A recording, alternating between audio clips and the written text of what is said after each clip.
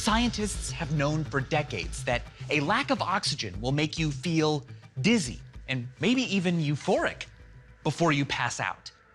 But elevated levels of carbon dioxide in the blood induce fear, anxiety, and panic. Patient SM volunteered to inhale concentrated CO2. Her brain interpreted the elevated levels of CO2 in her blood as proof that she was suffocating, a process we are innately averse to. As usual, the researchers expected SM to feel no fear, but for the first time in her adult life, she felt sheer and utter panic. The great thing about that study on SM is really it was the first time that we showed that these emotional responses can occur without an amygdala. Over the course of the next year, the scientists tracked down 2 rare patients in Germany who also had non-functioning amygdalae and gave them the same CO2 inhalation test. They had the same panic response. Researchers believe that the fight or flight responses they observed in these amygdala-damaged patients were induced by CO2 sensing neurons in evolutionarily older regions of the brain, like the midbrain or even the brain stem, which control more primal physiological functions.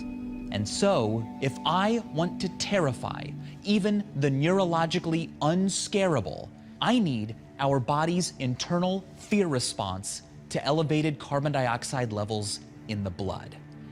But the story doesn't end there. SM's researchers later discovered something even weirder.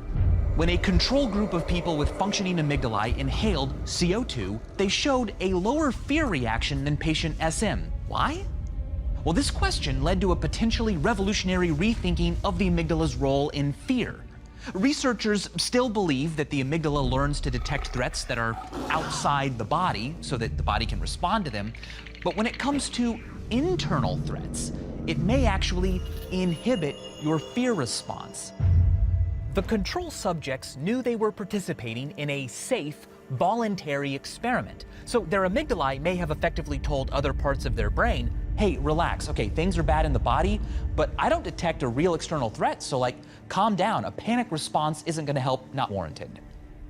So, if you want to ensure the utmost amount of panic in the most people, you don't need to category jam every possible scary and unpleasant thing together. You only need 2 of them. Increase a person's blood CO2 levels and present an external threat they'll believe is causing it. Drowning, waterboarding, coerced CO2 inhalation. They're all variations of the one true scariest thing.